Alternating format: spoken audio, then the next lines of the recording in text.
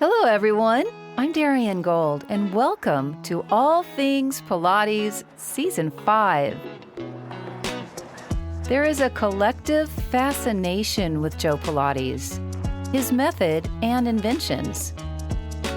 The exercise paradigm continues to evolve, as does our understanding of Joe's genius. So join us because we know there is always more to explore.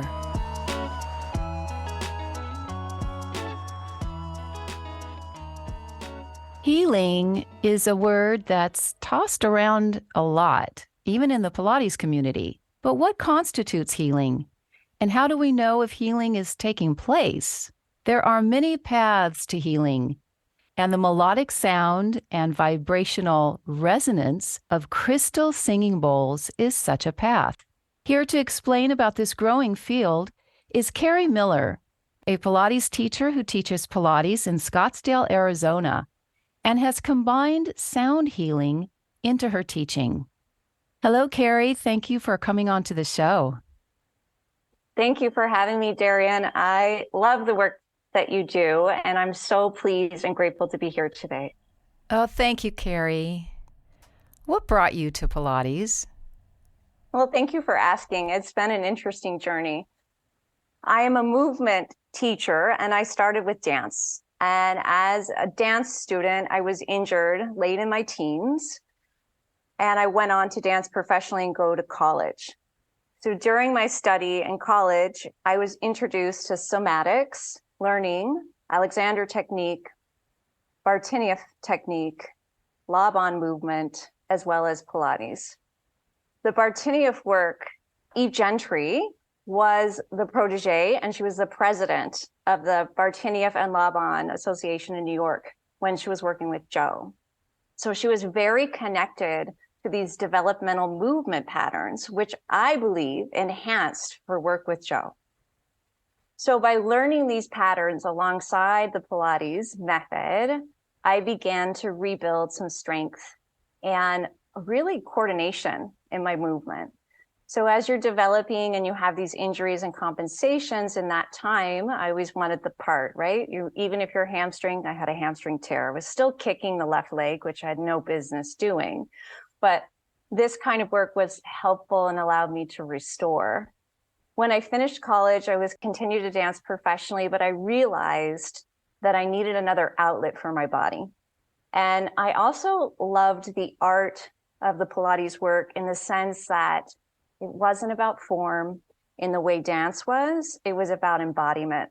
And I could just move for me. There was no performance. And it was so connected, right? So connected to myself. And you know what? If I could just interrupt you for a moment, that seems to be a recurring observation and unfortunately a theme that is throughout the Pilates industry is this performance aspect. And it goes against what I think Joe's vision was and what you're just articulating now about experiencing this work really for yourself from the inside out. So it doesn't matter. We aren't on stage. Those of us who danced, we have to switch something in our brain and in our sort of our heart space too, so that we bring this in as a modality to help us become as whole as possible. Yeah, I agree, Darian, that this idea of performance versus embodiment, and that we all move in our own beautiful and unique ways. We all have an individual signature. And it's how we express that, and it's that movement is expression that interests me. It's not just a physicality. I like it. Okay, with all... Right? And then there's freedom, right? Okay, so all of this yummy explanation and embodiment understanding, how the hell do you pay your bills? Right. I mean, there is that there was a season of where I was really in the arts world. And I mean, I was fortunate enough to be married, but we were still young and we were still trying to make it in LA. And, you know, the universe has a way of opening doors when you want where you need to go. So unfortunately, I went to grad school at University of California, Irvine. I had another injury, a knee injury, and that pulled me out for a while of school. And so I was doing a lot more research, video choreography, and I had to take a step back in that moment. It's like, you're almost 30. Oh my God. Are you going to be able to do this? Right? I know it's young, but it's not, right? Are you going to be able to do this? What is your big vision? Because when you grow up dancing and you have this life and you're on stage and performing, and it's exhilarating to be in the studio every day. But what does it look like to expand on that? And I felt the call, right, to be a Pilates teacher who danced instead of a dancer who taught Pilates on side. That's a difference. My choreography was always very intentional based, like very intention. Every time I take a step in a new direction, it's with intention, and it's someone, the universe, God, leading me there. So once I fully decided to commit to that, doors open. So I was able to do some management work for Spectrum, now Bay Clubs in Los Angeles, for their Redondo Beach location and their El Segundo location, and manage a group of studios, teachers. And that was a really wonderful experience. It was fantastic. So I was able to pay my bills because I decided to work more in corporate fitness as opposed to starting my own studio. Okay. And what year are we talking about? When did all this take place? Yes. So let's go back a little bit. My first certification was in 1999 through the Physical Mind Institute with Maria Leone in Beverly Hills. It was their mat level 1. I was a dancer, still dancing, working with a nonprofit company, performing. And I just was so ready to take a certification. So that was my first cert. I went on, so that was 99. So I've been in the industry a long time. The lawsuit happened. Right? The lawsuit. The lawsuit. That's going to be the name of our Netflix doc. The lawsuit happened and it changed the work. So what happened is everyone had to change the name. We couldn't even call it Pilates in 2000. We had to call it intelligent exercise. Interesting to the Scottsdale market, because we were living in Scottsdale at that time. Maura Stott, she has a house here. So she had a presence, and her equipment had a presence in the commercial fitness companies around the valley and in the local studios. So she had a Stott training center. And at the time, I knew it was still like having these injuries. I was like, I had to take something else. So I took her mat level 1 that's at the Stott Center and the reformer one. So they're in modules. Back in the early 2000s, it was in modules. And we had to get videotaped to go to Maura to get the approval. We had to take a 3-hour exam. And it was like, we had a lot of hours of apprenticing. It was a big deal back then. But I wasn't even allowed to progress after those 2 pieces of equipment until I was fully integrated. What does that mean exactly, fully integrated? My master trainer, who is also Physical Mind certified, and she did gyrotonic and some healing modalities, she did not want us to learn anything else but mat and reformer. And that was, she really wanted us to only be on those two ideas. Limiting, because I was ready to feel the arcs and the barrels and the Cadillac. I wanted it all. So I knew, and I was working at that center. You so wanted I knew the I was system. limited. You wanted to have the system in your body. Yes. And as wonderful as mat and reformer are, it's just not the complete system. So I did have a change there of path, and that's when I went to grad school, right? And I was able to, I just wanted to dive back in and do art and dance. So we were in LA. And then once I finished at that, I finished my certification under Stott through the John Gary studio in around 2007. So I went through all the apparatus and I had to retake all the tests. Yeah. And again, that time, right, because of the lawsuit and because of that era that movement science was in, it was very muscular based. So the cueing was very transverse abdominis lifts to connect the abs, concentric, eccentric, which is valid. Those are the muscles working. But from my training and how I moved was from a fundamental perspective. The cues lined up more with classical. So I've always tended to be in studios with classical teachers. Even though we have slightly different language, we're still talking front body, back body. We're still talking breath support. We're still talking grounding. So I think language is really the key to start bringing communities together. That's interesting. Language. Can you say more about that? Yeah. So fast forward, pandemic, I decided with intention that I wanted to teach teachers. I just felt the pull.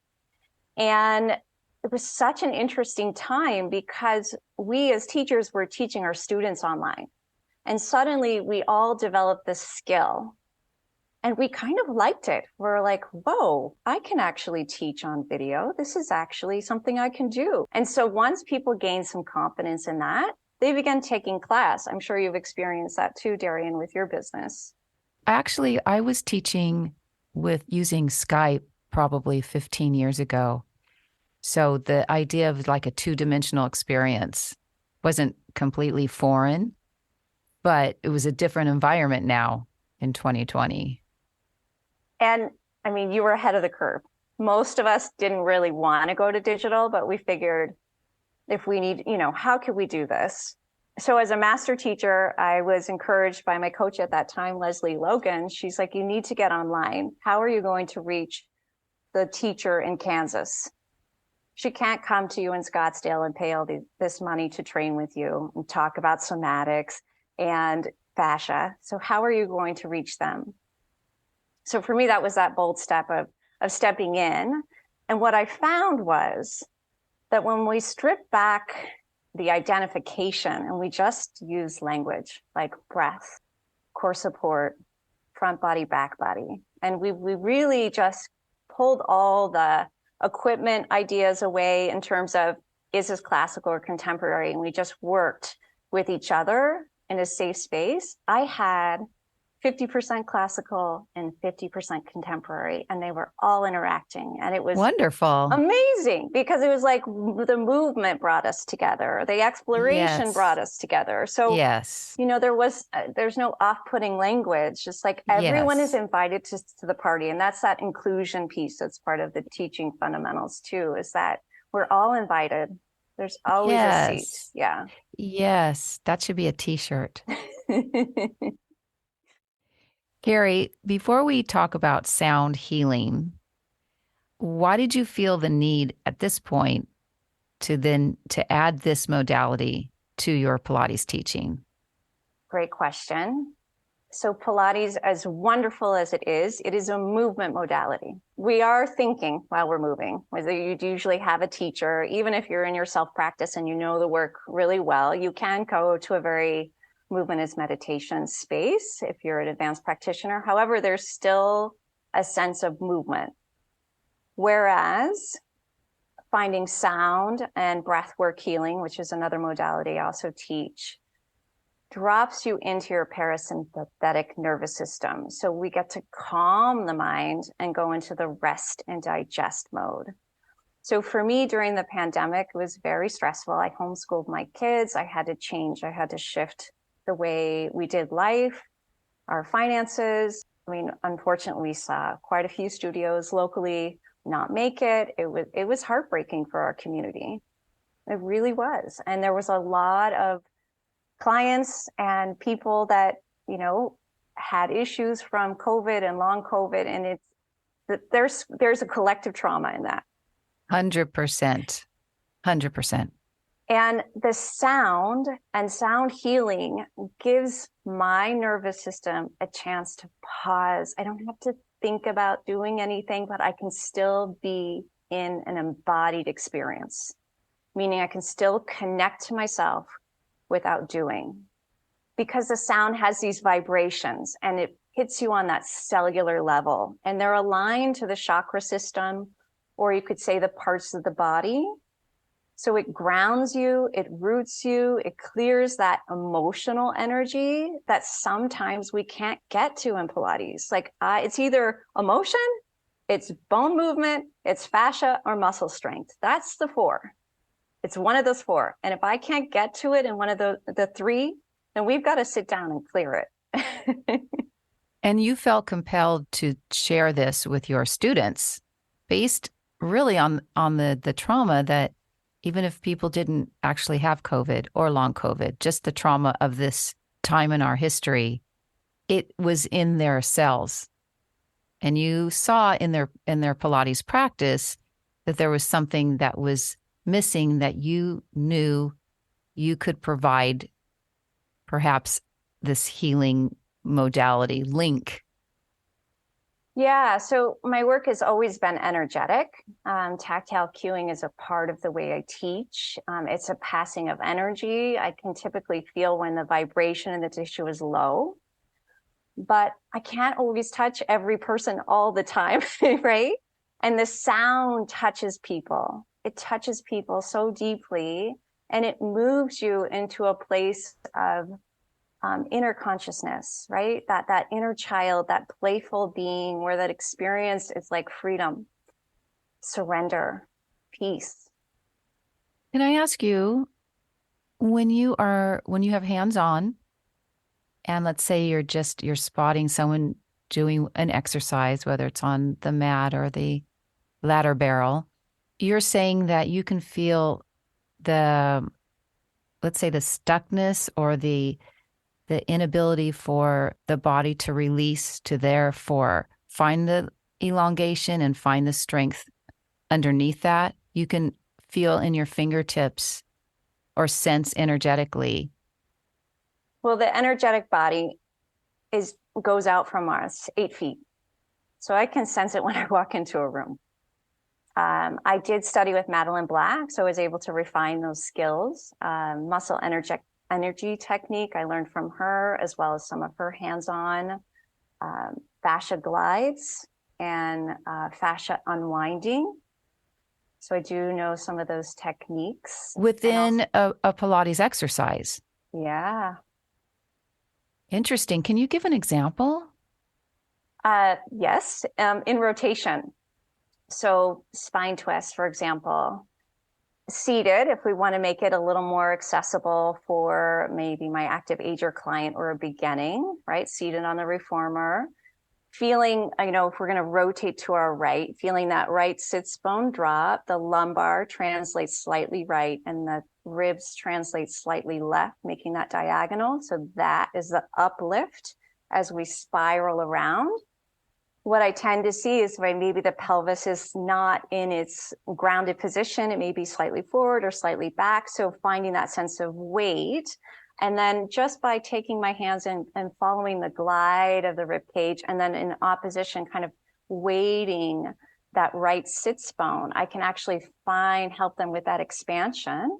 And then I can have them pause and wait there and then leave my hands on the back of the ribs and say, send me some breath into this. Can you feel my hand?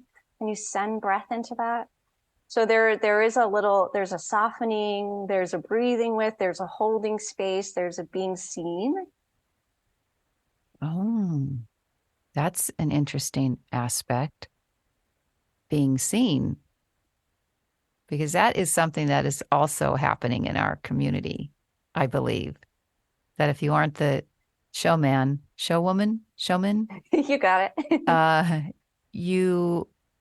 That is where and then you're not doing fancy tricks. That's where the attention goes. People's attention span is like 6 seconds.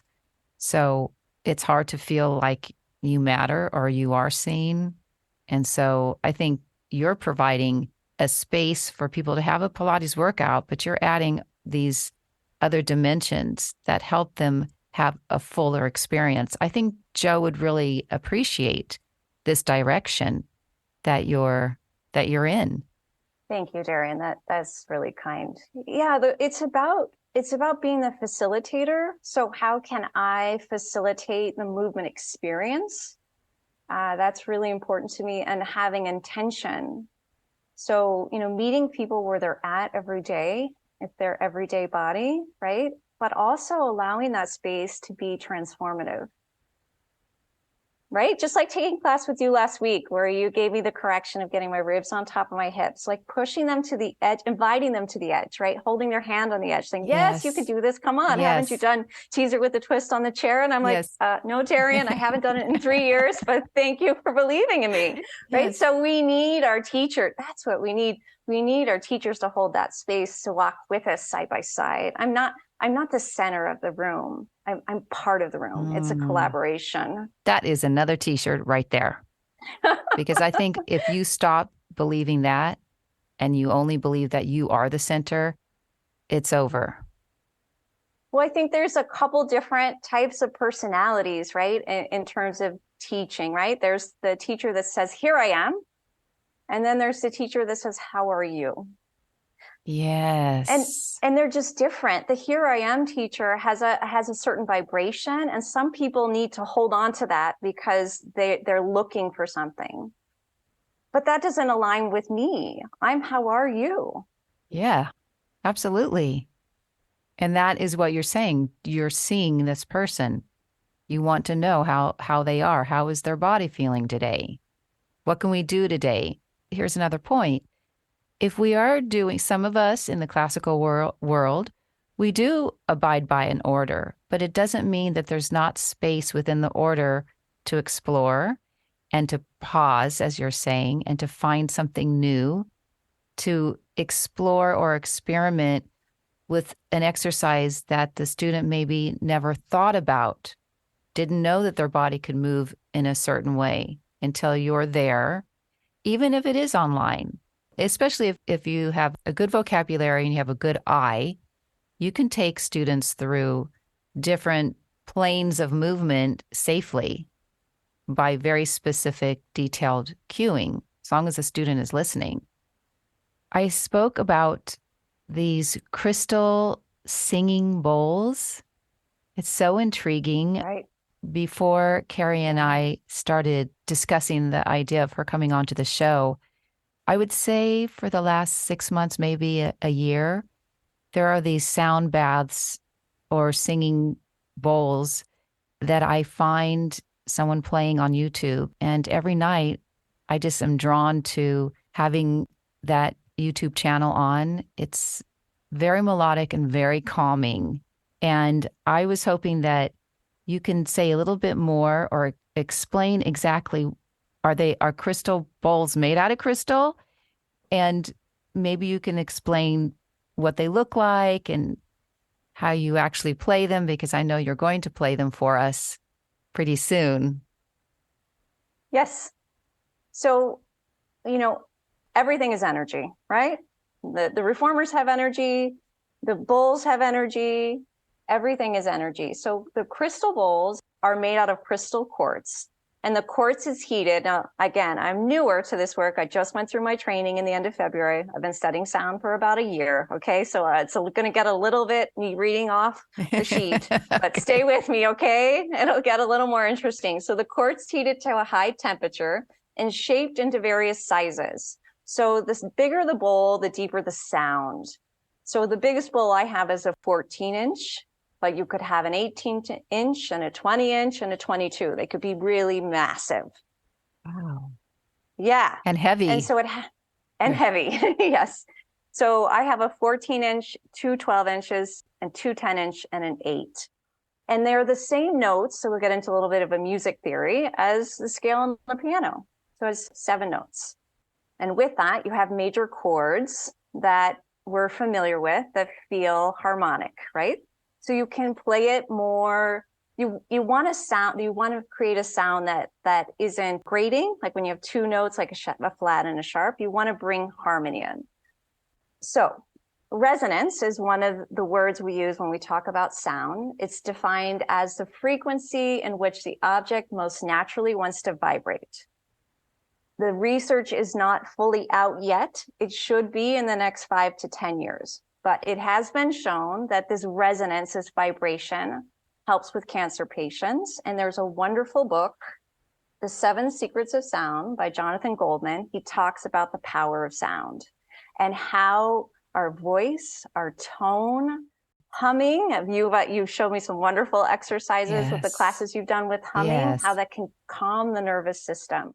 So sound is so powerful and it can move us as humans, right? There's this tribal, this connection to the earth that these bowls bring. They ground us. Entrainment is the process in which one system motion syncs with another. So our gestures, as we're talking, we start to sync, right? The energy of our voice starts to sync. Our breath in a Pilates class will begin to sync if we're in a pace. So that's another thing with the energy in the room. It really creates oneness. Are crystal singing bowls super ancient? They have been around for a really long time, and I would have to go look at my manual to get to the depth of that. So yes, they have been used in primitive times, but it's not. So with a sound bath, so you can have a sound bath or sound healing, right? Or you have like music healing, music theory healing. So those are different buckets. So I'm more towards the sound bath, which means it gives you a sound experience. So we could use chimes, and I have an ocean drum. So it creates this whole experience. Other instruments you could have are gongs, harps, flutes, a rain stick. It's endless. Cymbals. So it's just really about those layers. It can sound very natural, like earthy sounds, thunder. There's a whole thing, just like Pilates equipment. We could buy the whole system. So I started with my set. I have 6 bowls, a rain drum, and a chime right now. And you have begun playing in your Pilates studio where you teach. Yes. So I have a semi-private group that I've played for. We'll do a Pilates workout. And then at the end, I ask them to come in and ground. We start with breath work. They set an intention. What are they breathing in? What are they taking in? What are they releasing? So there is a little bit of that spiritual intentional work. And then I play, and we have a minute or 2 of silence just to kind of settle in. And then they walk away just kind of dewy, relaxed. Is it the same premise as yoga was created so that they could sit for hours to meditate? You start from the outside, the power of the physical body, to then quiet down and be receptive to something that's on the energetic side. So my training does not talk about the relationship between yoga and sound bowls. However, has been used a lot in yoga. And that was my first experience, was doing an aerial arts yoga and just laying in these big silky cocoons and someone playing the bowls for me. That sounds amazing. It felt like I was in outer space. Floating. Oh, wow. Yes. Yes. And so I was lucky enough. So this area, this micro niche, the sound bowl and sound baths, there's not that many schools of training. There's no codified system yet, right? It's coming into more mainstream communities. But I was really happy that I was able to study with the teacher, Isabella Riviera, in Palm Springs, and meet her. And she's, once you find that teacher, it's kind of like Pilates, that you feel inspired and led and vulnerable with, that you can go in with the work, then you become better. Yeah. So I feel very blessed to have had the chance to study. And then let me ask you, those semi-private students, after they've had their Pilates lesson, then they have their sound bath, then they have a minute of quiet or meditation. When they come back for their next lesson, are they different? Darian, I would hope to say yes. Yeah, because you would be able to feel then. The clients I have, they're wonderful. The integration, perhaps, it's not teaching teachers. However, that being said, life comes in, and sometimes these, little T traumas happen and they're kind of wired up again. So what I do know is that sound just gives us that next layer to downshift. And that is missing to me in a Pilates workout, because I would love to teach a 75-minute class, right? But we're always so in a hurry. I would love to do an hour Pilates workout in 15 minutes to just bring us down. Agreed. Yes. Yeah. So it's the way the system is booked. It's the kind of studios we have. It's just the way the structure Go. is. Yeah. Yeah. So even if people would be ready and receptive to quieting down after a high power class, there's no time, there's no space, there's no room. Yeah, and it brings us back to why are people in your class, right? Why do people come to the session? People want to really move. They need to sweat. They want to exercise. And unfortunately, a lot in this industry, right? People, one of their main things is, I need to lose weight. And as a Pilates teacher, right, the work doesn't always correspond to that idea.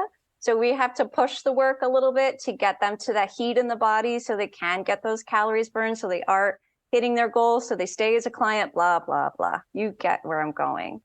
You know, how do we back them off a little bit of that? How do we get more restoration? And so that, I think for me, that's that next path, is because our cortisol levels are so elevated and the sound bowls drop us into rest and digest. They calm the vagus nerve. They calm the nervous system. How did you approach these students initially? They don't know about sound healing yet. You're learning, you want to share, you want them to have this new experience. How do you introduce it to people that are just wanting to lose weight or just want to feel they just like being around you? They've been on a journey with me, right? So I'm not totally new. And I think the language goes back to language. The invitation was, I have these sound bowls and I really feel you would benefit of just sitting and listening. Are you open to having a 5-minute experience and to see how you feel? And they were like, of course. We trust you. So that relationship was made and they go with me. Would you like to have that experience with me and with our listeners? Yes, okay, I would great. love it. We do too. So I'm going to a little Yes. transition in terms of my settings to get the mic set up. So just give me Absolutely. a second and I'll move on. Okay. And you can even just tell us what you're doing. So I have my sound bowls in my reformer home studio. And we're going to start with my 14-inch F bowl, which resonates with the heart.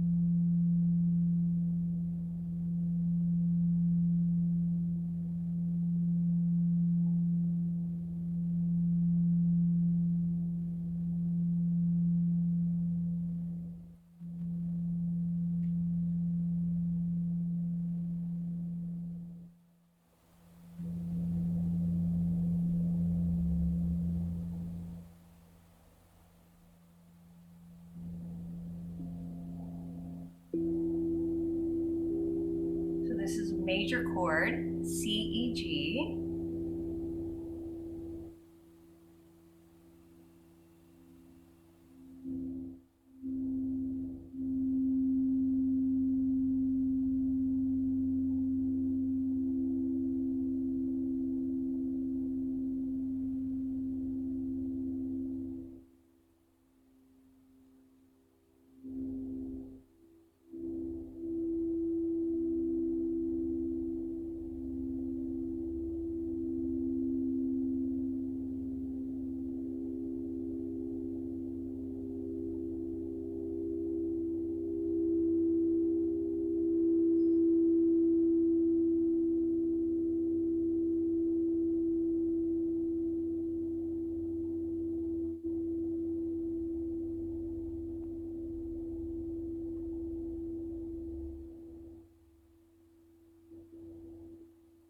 So that's a little sample of just the space it creates.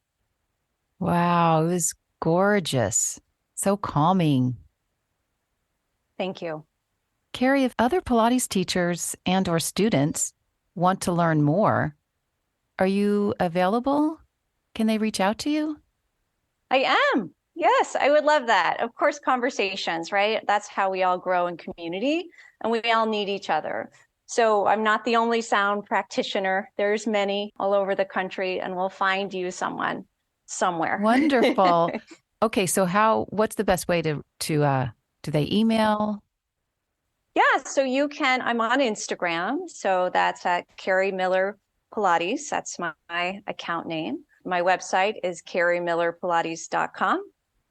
And my email is carriemillerpilates@gmail.com. All right, easy. So that's pretty much Yes. it. Easy. Wonderful. Thank you. Just inspiring and calming, and we all need it. We all need it.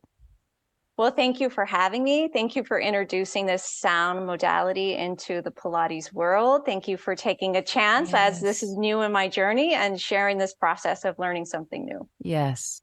Thank you. Thank you for your time, Carrie.